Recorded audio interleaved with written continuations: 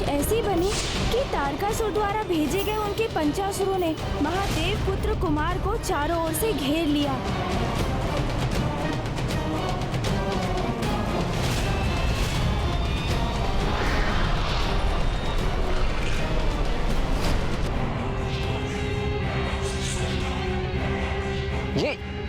ये क्या कर रहे हैं आप सभी?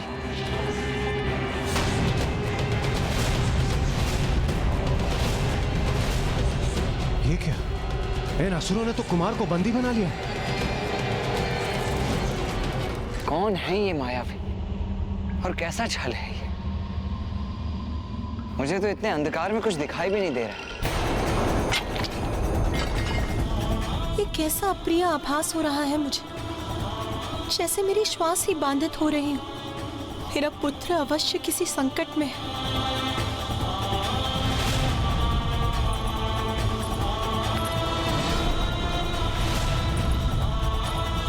नाथ, आज हमारा पुत्र संकट में। एक माँ की ही अंतर्दृष्टि इतनी सशक्त होती है कि दूर होकर भी उसे उसकी संतान पर आए संकट का भान हो जाता है और उसका हृदय व्याकुल हो उठता है।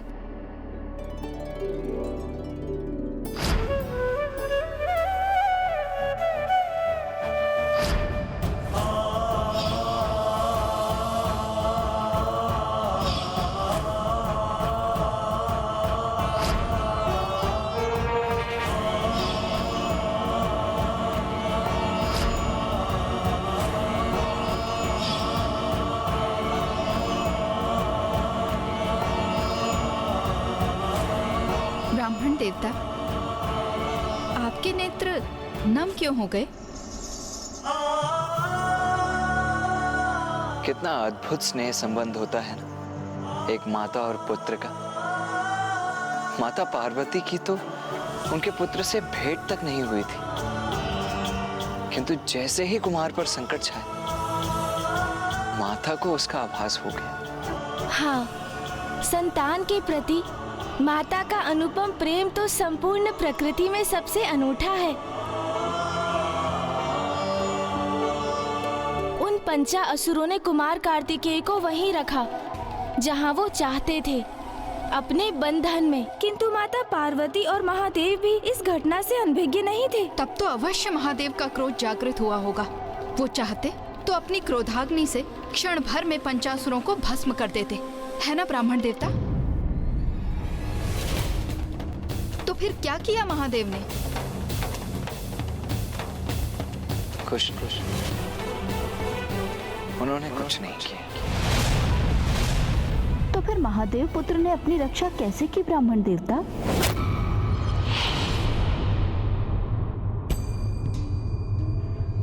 मुझे ज्ञात है पार्वती, तारकासुर के असुरों ने हमारे पुत्र को अपने बंधन में बांध लिया है।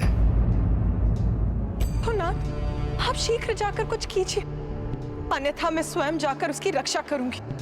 कितनी बार रक्षा करेंगी आप उसकी? हाँ? ये कैसा प्रश्न?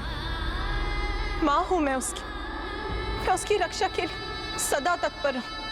प्रिय, यदि आप उसकी रक्षा करती रहेंगी तो स्वयं अपनी रक्षा करना कैसे सीखेगा?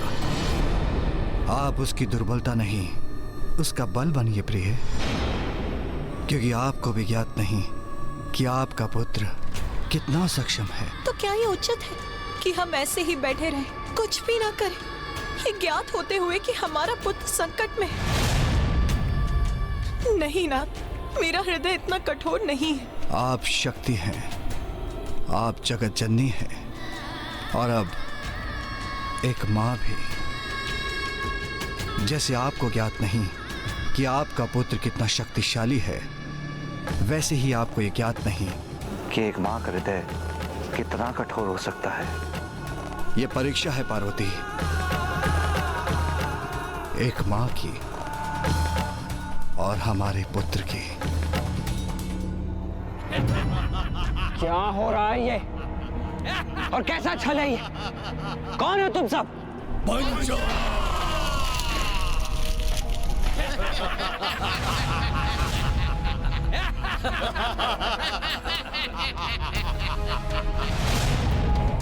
मुझे यहाँ क्यों फंसाया है तुम लोगों ने?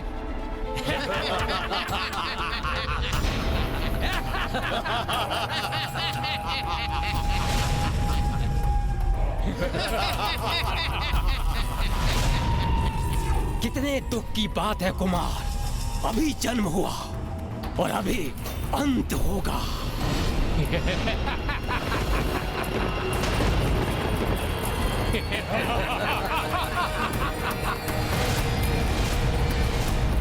मुझसे क्या शत्रुता है तुम्हारी? मैं तो तुमसे परिचित भी नहीं हूँ। किंतु हम परिचित हैं तुमसे, और इतना ही हमारा परिचय पर्याप्त है। हम काल हैं तुम्हारे, हमारी गुफा को भेद कर बाहर निकलना असंभव है। क्योंकि असुर गुरु शुक्राचार्य से वरदान प्राप्त है हमें। पंचासुर है हम पांचों की इस गुफा में बंदी, कोई भी यहाँ से मुक्त नहीं हो सकता।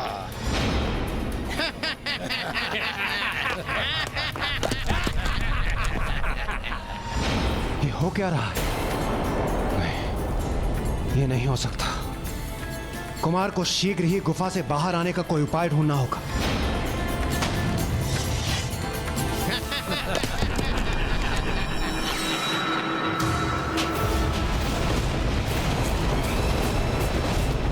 शांत हो जाइए पार्वती, शांत हो जाइए। अपनी अधीरता का परित्याग कर अपने भीतर विश्वास जागृत कीजिए।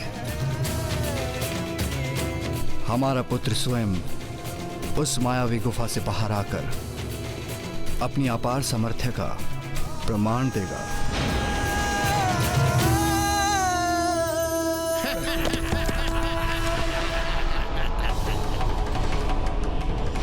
कुछ तो उपाय अवश्य होगा इस गुफा से बाहर निकलने का। मुझे शीघ्रता करनी होगी। उचित है, तुम्हारा नेत्र बंद करना ही उचित है, क्योंकि अत्यंत भयंकर होती है मृत्यु। और तुम ठहरे नीरे कोमल हृदय बालक, मृत्यु दर्शन बहुत कष्टदायी होगा तुम्हारे लिए। तुम्हारा अंत निश्चित है कुमार, क्योंकि हम पंचासुरों को मिला वरदान निरर्थक नहीं हो सकता।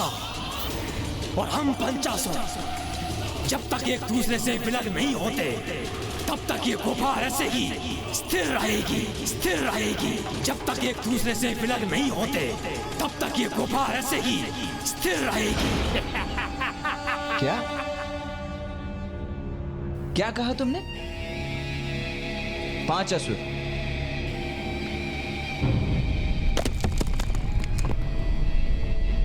किंतु तुम 5 कहां हो? तुम तो 4 ही हो।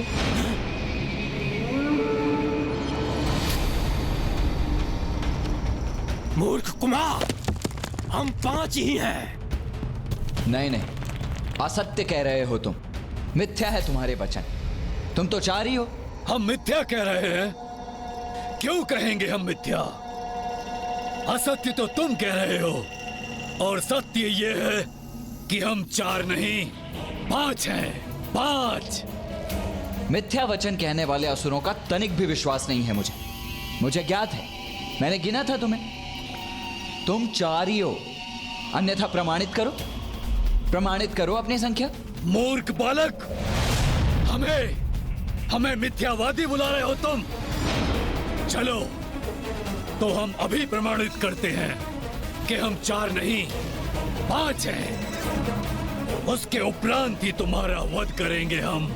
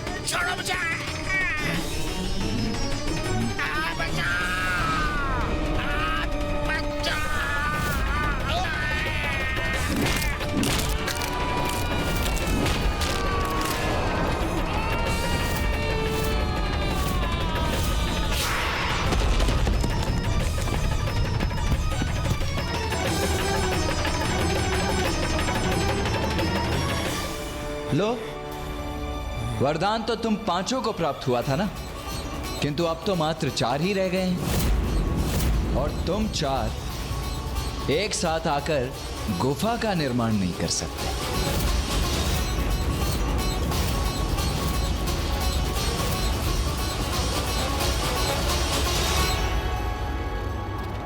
आपने देखा इंद्रदेव, कुमार ने कितनी कुशलता से इस असुर का संहार किया। अब तो आपको विश्वास हो गया ना कि इसी प्रकार वो तारकासुर का भी सर्वनाश करेंगे। अभी तो केवल एक ही तुच्छ असुर का अंत किया है कुमार ने। अभी भी 4 असुर शेष हैं, जो कि मुझे बहुत ही क्रोधित प्रतीत हो रहे हैं, जो अपने मृत मित्र का प्रतिशोध लेने के लिए तत्पर हैं। जबकि कुमार के पास न कोई शस्त्र और ना ही हमारी भांति कोई अनुभव।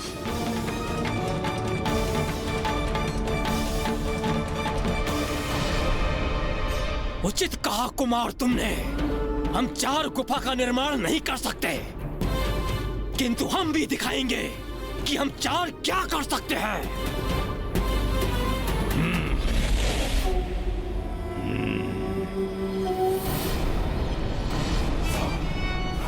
अब हम 4 गुफा से भी भयंकर हो गए। तुम अपने बचाव के लिए क्या करोगे कुमार?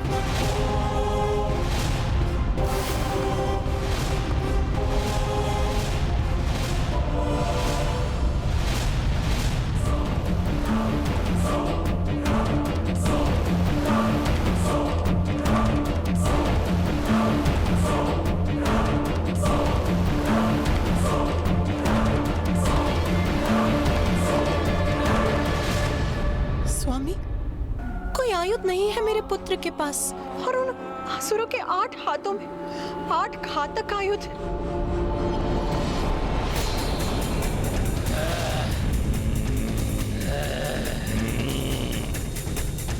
अब हम तुम पर अत्यंत घातक वार करेंगे कुमार। अंत तो तुम्हारा निश्चित है।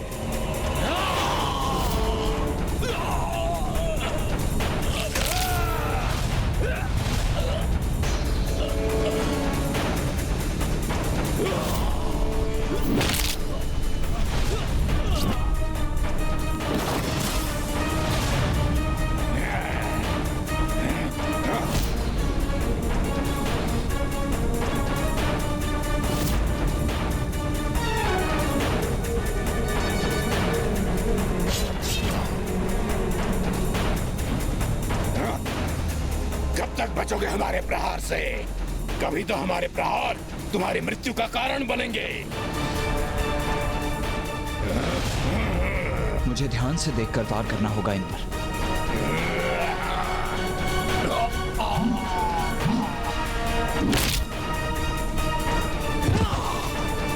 बहुत हुआ कुमार, अब तुम्हारी मृत्यु से हम इस क्रीड़ा का अंत करेंगे।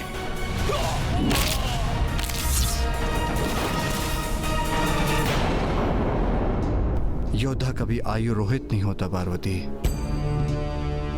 क्योंकि उसकी बुद्धि ही उसका सबसे बड़ा हथियार है।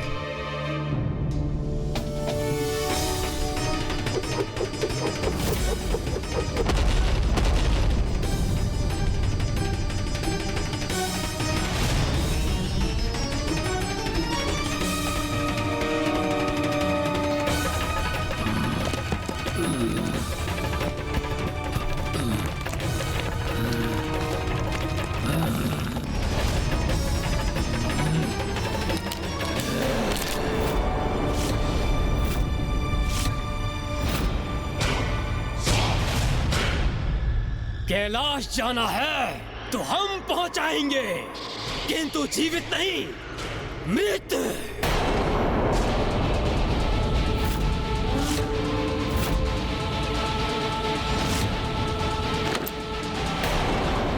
बस अब मैं कुमार को अकेले इन दुष्टों से युद्ध करते हुए नहीं देख सकता। मैं चाह रहा हूं उनकी रक्षा करने। रुकिए सूर्यदेव, रुकिए सूर्यदेव, आप कहीं नहीं जा रहे।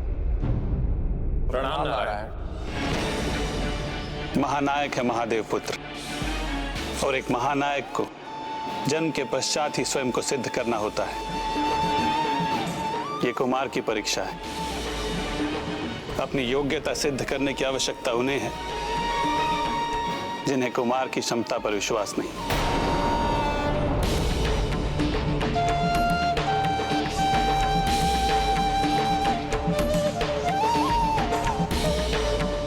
रुको,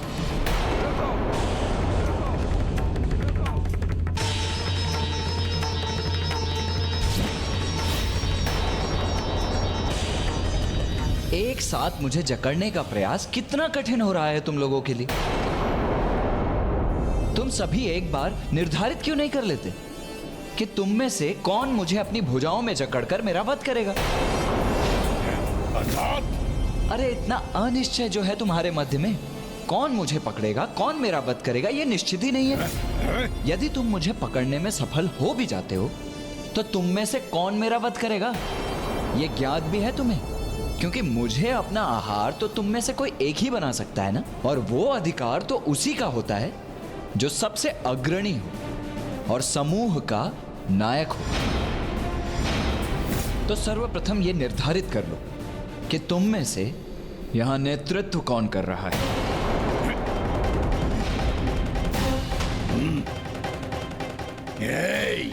मुझे मूर्ख मत बनाओ। तुम अपने शब्दों की ब्रह्मजाल में हमें फंसाने का प्रयास कर रहे हो, किंतु इस बार तुम्हारी इस चाल से हम भटकने वाले नहीं हैं। अरे नहीं नहीं, मैं फंसा कहाँ रहा हूँ। मैं तो बस इतना कह रहा हूँ कि अपना नेतृत्व निर्धारित कर लो, जिससे भविष्य में कोई दुविधा ना हो और सब कुछ स्पष्ट रहे। इसमें निर्णय क्या लेना है? इस समूह का नायक मैं हूँ।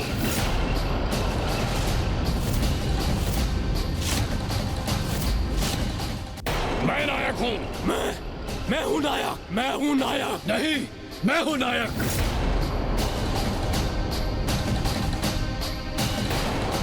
नायक मैं हूँ। मैं हूँ। मैं हूँ नायक। मैं हूँ नायक।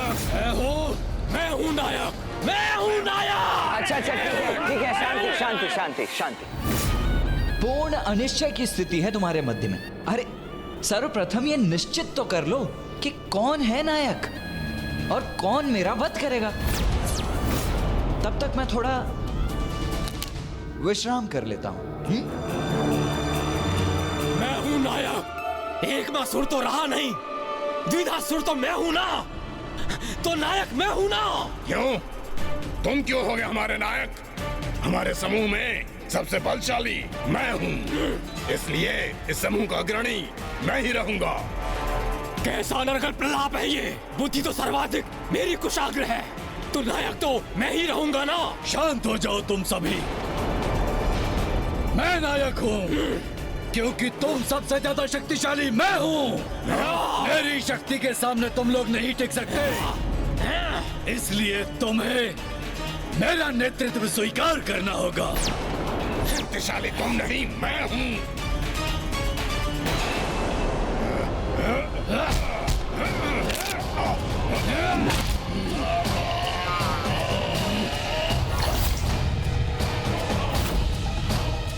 अभी देखता हूँ कैसे नायक हो तुम।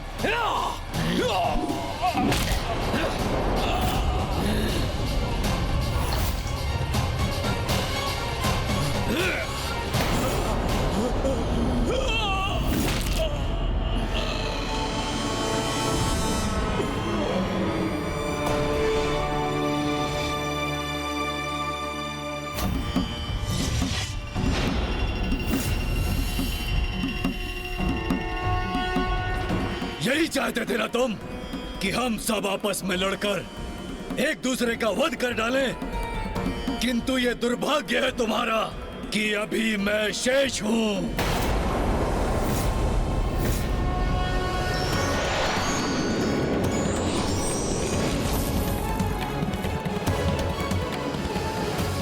मूर्ख बालक, मैं अकेला ही तुम्हें कुचलकर तुम्हारा वध करूंगा।